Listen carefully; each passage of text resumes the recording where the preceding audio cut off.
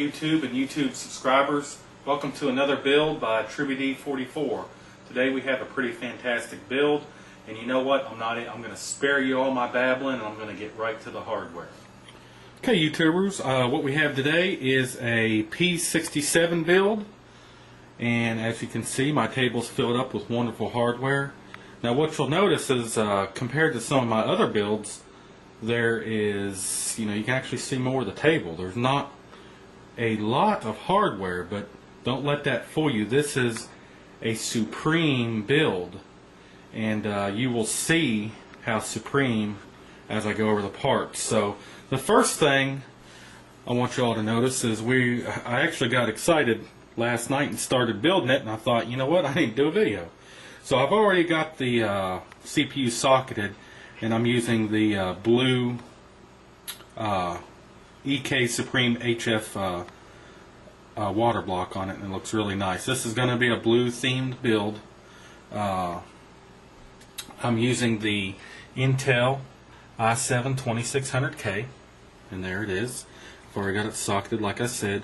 I told you about the water block, and the motherboard that we're going with is the ASUS Maximus 4 Extreme, and it's actually the Extreme Z. It's the Z68 board, and that was not the original board that we were going to go with, and I'll have a little bit more about that here in a second. So that is going to be the core of the build right there. The case that we're going with, and I have never actually built a computer in this case. It is the Cooler Master HAF X case, and from what I've seen from it so far, it looks like it is a wonderfully nice computer or computer case. It's built really well. I see no problems. Of course, in the box there's a couple of things that were loose apparently during shipping, but nothing was busted or anything. But it really does. It has a lot of room inside the case in order to be able to put motherboard and route wiring and cabling, and it actually has a little header right there you can see for some, looks like some power and some SS or hard drives, serial ATA connectors there. And I'm not sure if they support serial ATA 3 yet, so that's something I'm going to have to look into, or I'll have to test it. So, okay, let's look over here. Now, this is what makes this build just incredible. If you look here, we have the EVGA GTX580, the Hydro Coppers, and if you look at that, it is the 3 GB version. So, and if you count the boxes there, 1, 2, 3, 4, this build is going to have 4 EVGA GTX580s. And I know some of you out there that know computers pretty well and know compatibility. You will know that the Z68 board does not support quad SLI. I mean, we know that. So why do we have 4? Well, we're going to have 3 GTX 580s for graphics. It's going to be 3-way SLI. And then the 4th one is going to be for physics. And I know that sounds silly, but I'll tell you why that happened. Okay, originally the build was going to have what you see here, the MSI Big Bang Marshall motherboard. And first I want to say that this is a beautiful motherboard. There it is right there. It's huge. It has 1, 2, 3, 4, 5, 6, 7. Has 8 PCI Express slots. It's a P67 board, and it looks awesome. I mean, it has every feature that you could possibly want on a P67 board. And the client originally wanted this board and wanted 4-way SLI, and that's hence why we got 4 GTX 580s. And I told him up front, I said, I don't think this board supports 4-way SLI. And actually, I told him I don't think it supports 3-way SLI. You know, I read some information on the internet, and we went through it. But there was actually some people on the internet that said they had this board, and they said that they had either 3-way or 4-way SLI set up on it. And they actually have benchmark numbers too. And so the client used this as proof to say, hey, I think this works with it. Of course, I've read that it doesn't support it, and then I go to MSI's site, and it's not just automatically says, it does not say on there anywhere, it does not support 3-way or 4-way SLI. All it says is that it supports SLI. And of course, it will support all the GPUs that you want as far as a Crossfire.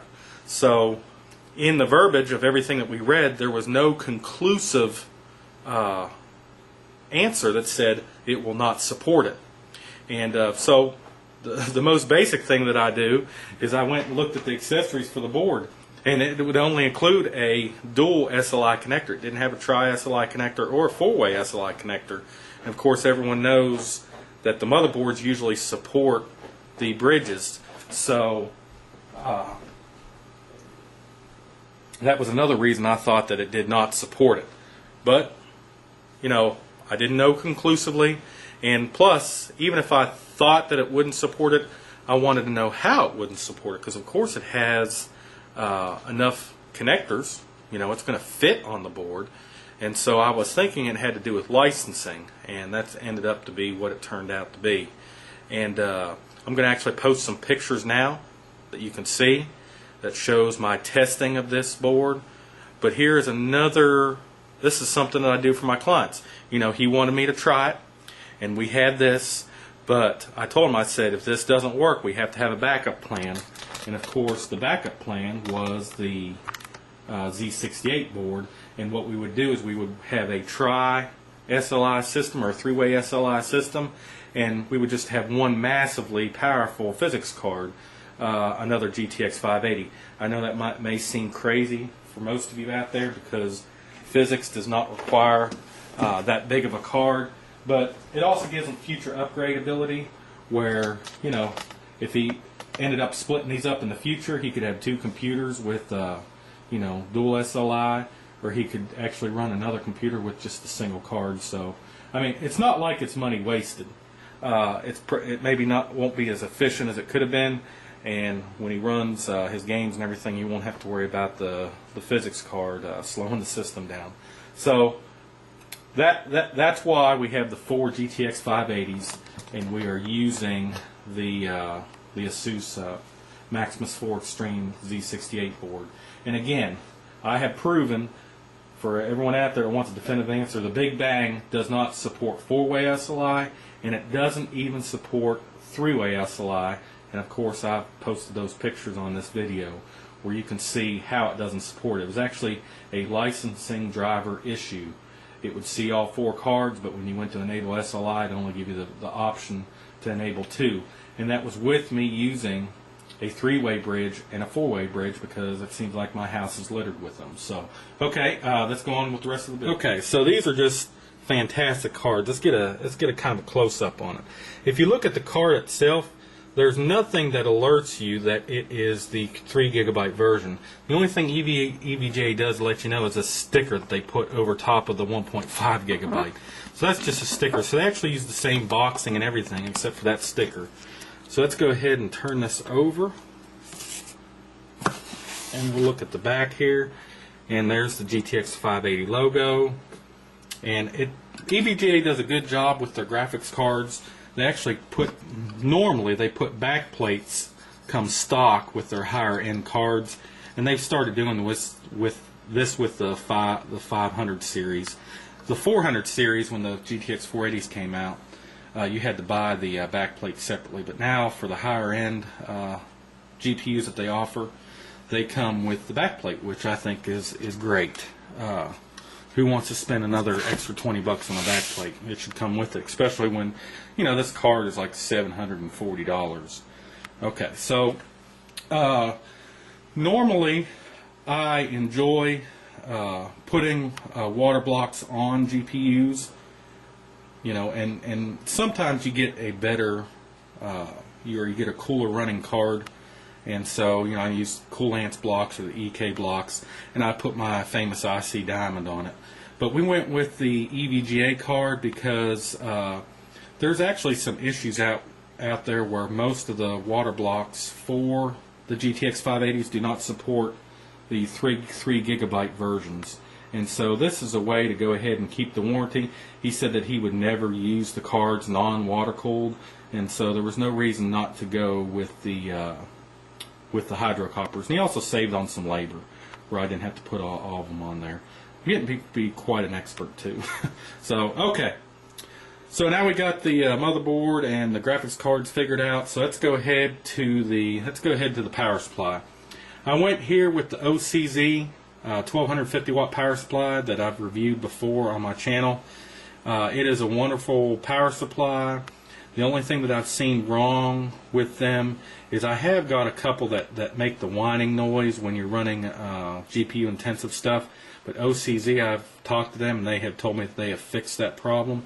And they said that all the ones that are out there to buy should have the fixed whining problem. So I'll be able to figure that out when we get there, and I don't think it's going to be an issue. Okay, memory wise, I went with Mushkin. I really like Mushkin, or Mushkin, however you want to say it. These are the black line. It's the DDR3 2000, 911, 927, and it's at 1.67 volts. Again, I like Mushkin the best out of memory manufacturers because I've had the most luck with them. You usually stick with what's good, and usually the advertised settings I can reach easier. I've had an awful time with Corsair memory. It'll say it's at a speed at a certain timing, and I won't be able to achieve that. So I don't know. I don't know if it's something with their quality control, because normally they have great quality. For the hard drives, we have 3 hard drives here. Here are 2 of them. We went with the Crucial C300s, and his main thing was graphics horsepower. So a lot of his budget was spent on the graphics cards, which you can see there. And so we did not go with the latest versions of SSDs, but these are Serial ATA3 compatible, and I've actually had some of these in my personal builds, and they do a wonderful job. Most of the time that you can really see a difference with your operating system is through the the main benefit that most people see from using SSDs in their system is the apparently non-existent seek times, transferring files. I don't transfer a lot of files myself. Some people do, but these are great as far as the IOPS. So what we're gonna do is we're gonna put the OS on a single card, so trim will still be enabled, and then this he said that he will use for his games that he wants to load up faster, and files that he wants to use it on a basis that needs to have speed. The third hard drive is actually under here. This is going to be his storage hard drive, which I always think is a good way to do things. He has the Western Digital Black. It's the 2 terabyte. So he's going to have plenty of speed and then plenty of storage in this build. Okay, moving on is the ASUS Blu-ray player. It's a single. He's having a single optical drive in here. And so, as you can see, as far as components over there is concerned, I mean, there's not a lot of components, but they are all top-notch. And so what is he going to use to cool this massive computer? Well, here it is. And let me go ahead and get some extra light. Okay, what we have here is the new Koolance ERM-3K3U. And it is much changed from the previous version, and everything about it is better. The first thing you can notice is the profile. It's a lot slimmer right through here.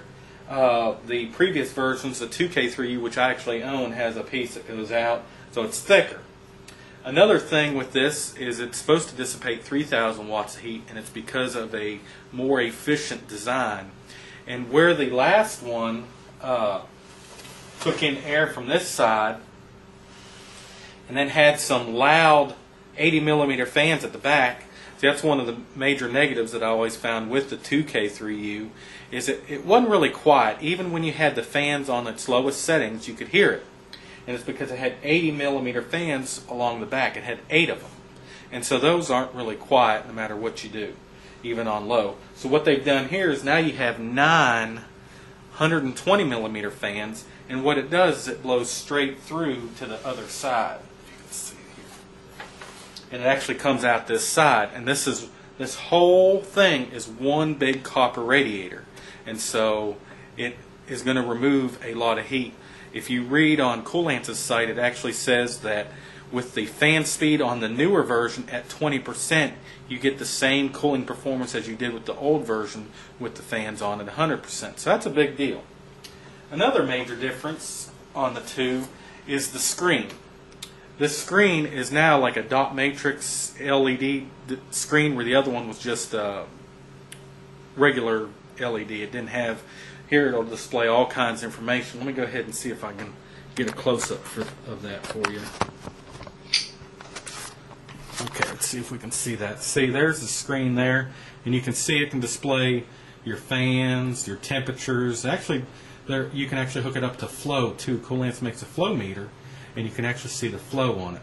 And so the front still has the same big reservoir, and down at the bottom you have a button for the light and then a power button. So you do have to turn this on separately from your computer. So that's one thing to always remember. There are the 9 fans, and the 9 fans are not LED lit. So the good thing about that is if you have the old one was blue, and so if you had a red theme on your computer, you'd have to change the fans out or change the LEDs, and a lot of people don't want to do that. So they put no LEDs, for the fans. Now this is still lit with white light, so you can put red coolant, green coolant, blue coolant, and it'll be that color, so you can keep it with your theme. And there's the other side. Hopefully you can see a pretty good picture of that. And so this front piece, if you lay it horizontal, you pull it out and you move it, and see, it's then horizontal. So now with this build, it's going to be vertical, so we're going to leave it like that.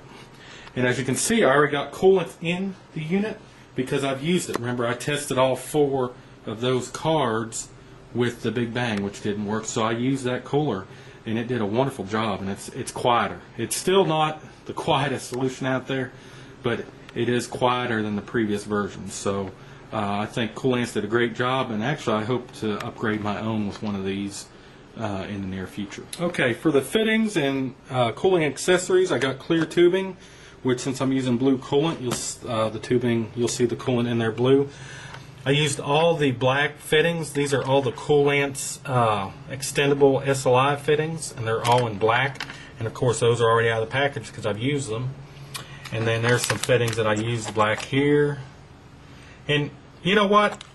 I went with Bits Power fittings in some of my other builds because they made black fittings, and those look a lot better than the silver fittings.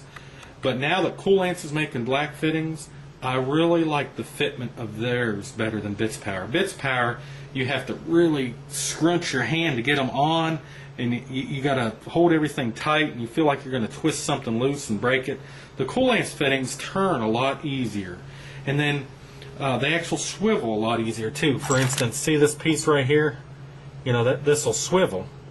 Where the Bits Power, you almost have to get put a channel locks on them in order to get them to swivel. So I got various fittings here, and then I'm also adding a flow meter.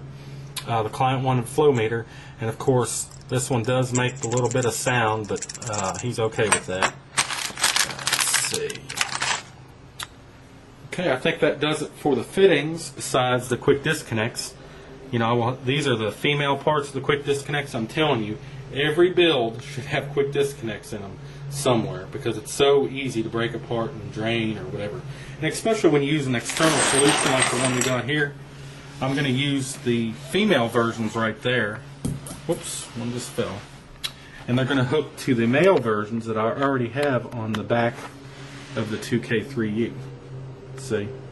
And so this makes the 2K3U somewhat portable. You just unhook them.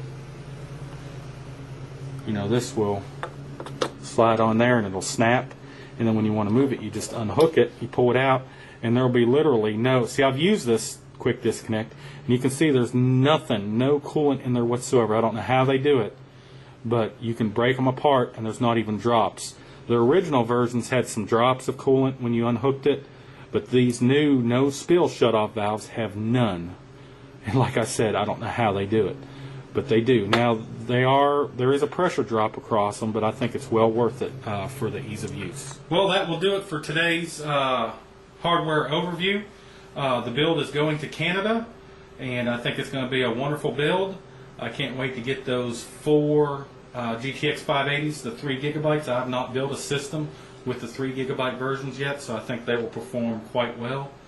And it's going to be interesting getting everything to fit into the case. There's no major modifications that need to be done to the case due to using the external Koolance unit, so I don't foresee any problems. So thank you for watching. Please subscribe and watch for the final build video.